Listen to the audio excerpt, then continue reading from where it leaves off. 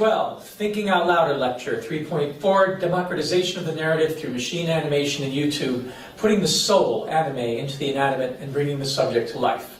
We, the people, can find truth. We, the people, can create liberty and justice and scientific literacy for all. But in my opinion, we won't be able to do it by teaching science the old way. Timothy Mitchell blames a lot of the dysfunction plaguing post-colonial societies like modern-day Egypt to the unfortunate rule of experts in his book of the same name, whereby European and American technocrats continuously disempowered African nationals through enforced reverence of Western-educated elites. Yale professor James C. Scott decried the forced primacy of techne over Matisse in his book Seeing Like a State House, Schemes to Improve the Human Condition Have Failed. Now, none of us who've invested so much time and energy becoming experts in our fields discredits the value of codified and vetted, peer-reviewed, and endorsed knowledge. No. But many of us who have watched the schemes of betterment fail know that the path to expertise needs to be questioned for sure. And experts should not rule, but should add their expert opinions to a sensitively constructed nexus, a systems thinking mix that includes all voices and parameters for a better understanding of the elephant in the room. We want a world where, in the quest for truth, our understanding of how to make a country or region great is replaced not by new demagoguery, but by collective inquiry. Unfortunately, the technology to do that has arrived on the human scene. Now, when I was growing up, we only had 3 network television channels, so the news we got didn't have that much diversity of perspective in the first place. When I lived in Iraq during the time Saddam Hussein was dictator there was only one state television station, so everything we got was propaganda, of course. The only thing I can say in defense of the way that news was delivered in Baghdad is that the newscaster said everything in a bland monotone.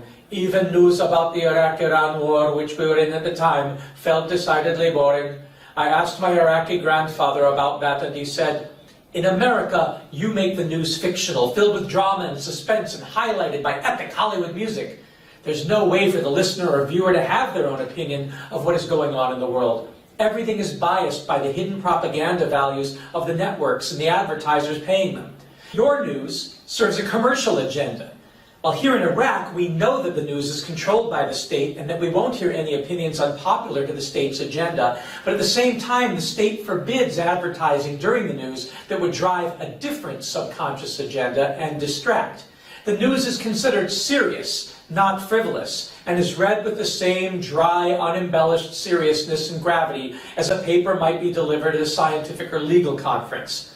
This supposedly eliminates any bias a newscaster might have." It was interesting to see the contrast, and I couldn't help but thinking that almost all of what we were being fed in the US was actually fake news, in the sense that it had been dolled up through brilliantly executed Hollywood-style tropes to subliminally deposit inescapable emotional responses. As an American, however, whose father was a lifelong career journalist, I believed in a free press and also enjoyed the power of story to get people involved in real news issues. When I argued with my grandfather in Iraq, who was an international lawyer, I used the position I had learned at Harvard that I mentioned in a previous lecture. Let our books or newscasts be filled with bias and our libraries or news shows impartial. That meant that what we needed was a huge variety of television channels and networks and perspectives, not just 1 or 2 or 3. And we needed a large number of political parties, like the parliamentary systems of free Europe, not a one-party dictatorship like Iraq, or a tribal 2-party football game like America, or a paltry 3-network broadcasting network. Well, this was the mid-'80s, when cable TV and MTV were just coming to consciousness in the United States, and communities were demanding the construction of public community access television studios by the cable companies in compensation for delivering the content they controlled to our communities. At that time, the Inuit community in Alaska was deeply troubled by the way their culture was being erased as their youth began to get addicted to commercial television from the lower 48 states. When they learned that the law said that the cable companies had to provide a community access station in order to operate there, they promptly built one and started getting local talent to create their own news and culture shows. One that was particularly successful was the broadcasting of local throat singing contests, which was a dying musical art. The show received such popularity that it became news in Los Angeles, where I was getting trained in my community at BHTV, the Beverly Hills Community Access television station, so that I could broadcast my student and teacher-created melodic, mnemonic, science education to music and video productions that I created with my students from South Central Los Angeles, impoverished inner-city schools.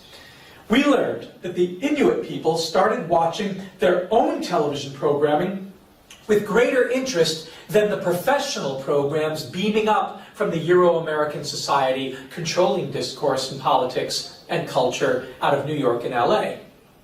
The provision of a television channel relevant to local interests saved many parts of their culture. During that epoch, I became active in helping build television studios and doing video training at the high schools I taught at. When I first started teaching at Crenshaw High School in 1989, they already had their own high school television studio and courses, which was one of the reasons I chose to start my career there.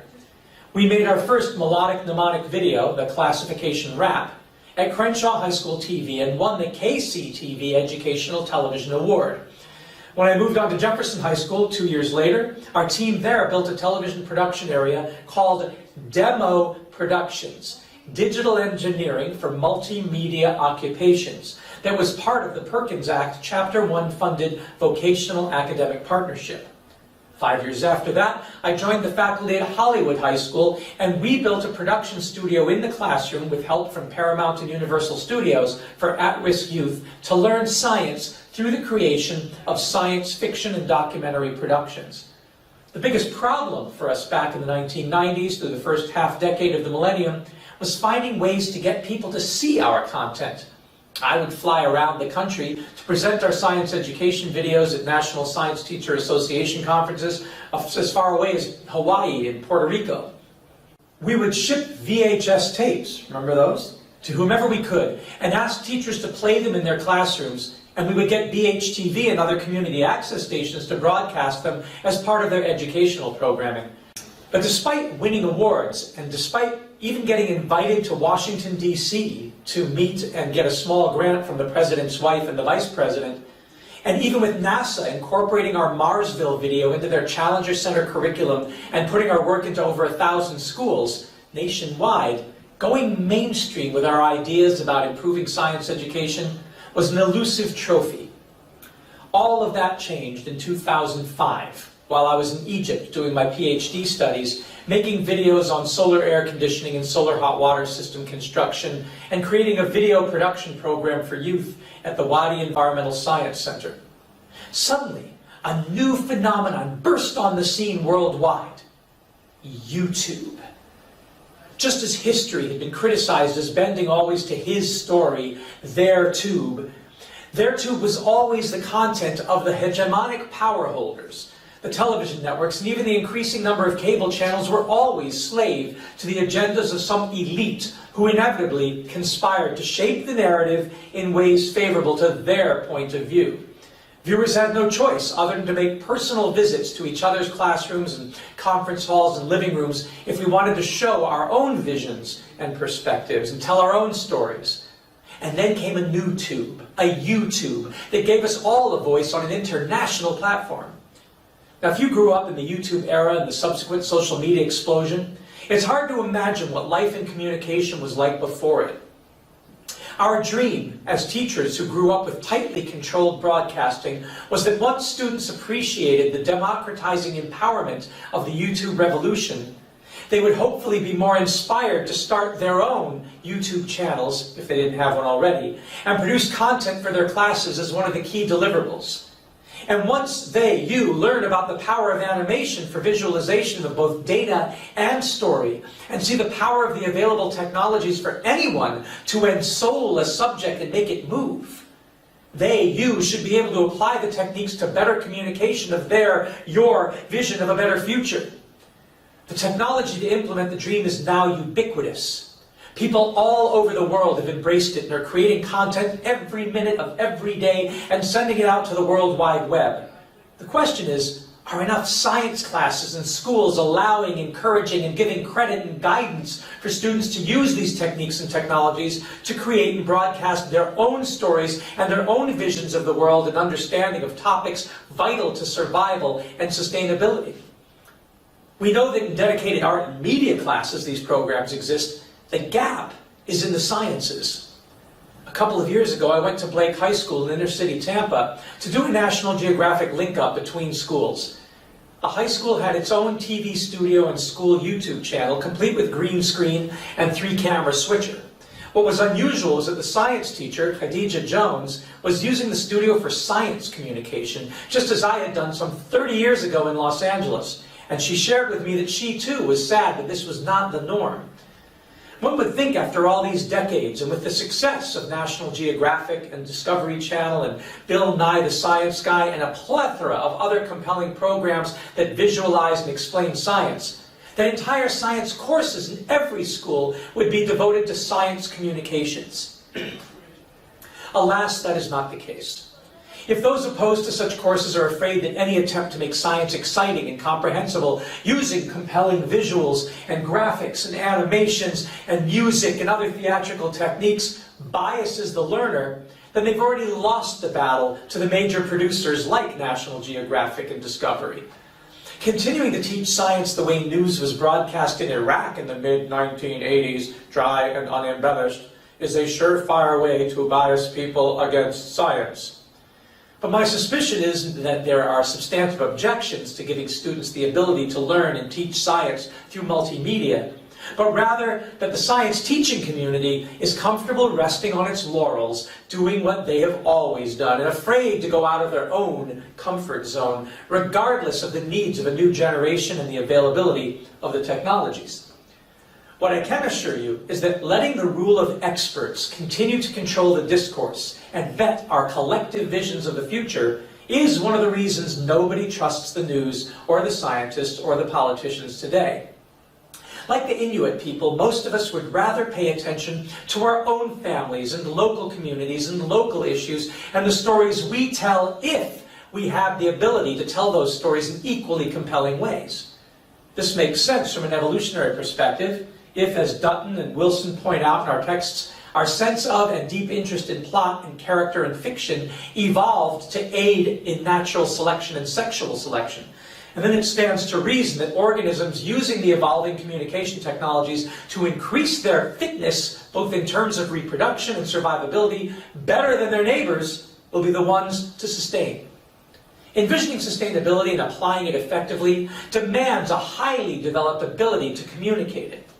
If we are mistrustful of scientists and politicians and experts, it's probably mostly because we ourselves intuit how messages can be manipulated through rhetoric and technology, but haven't been empowered to enter the conversation with our own visions. The underrated Disney film Tomorrowland has a great scene at the end when the originally well-intentioned but now hopeless villain Nix tells George Clooney, the hero, how dangerous it is to broadcast doom and gloom visions of the future. He says, "Let's imagine if you glimpsed the future, you were frightened by what you saw. What would you do with that information? You would go to the politicians, captains of industry, and how would you convince them? Data? Facts? Good luck. The only facts they won't challenge are the ones that keep the wheels greased and the dollars rolling in. But what if there was a way of skipping the middleman and putting the critical news directly into everyone's head? The probability of widespread annihilation kept going up. The only way to stop it was to show it, to scare people straight. Because what reasonable human being wouldn't be galvanized by the potential destruction of everything they've ever known or loved? To save civilization, I would show its collapse." How do you think this vision was received? How do you think people responded to the prospect of imminent doom? Well, they gobbled it up like a chocolate eclair. They didn't fear their demise, they repackaged it. It could be enjoyed as video games, as TV shows, books, movies. The entire world wholeheartedly embraced the apocalypse and sprinted towards it with gleeful abandon. Meanwhile, your earth was crumbling all around you. You've got simultaneous epidemics of obesity and starvation. Explain that one. Bees and butterflies start to disappear. The glaciers melt. Algae blooms. All around you, the coal mine canaries are dropping dead, and you won't take the hint. In every moment, there's the possibility of a better future, but you people won't believe it. And because you won't believe it, you won't do what's necessary to make it a reality.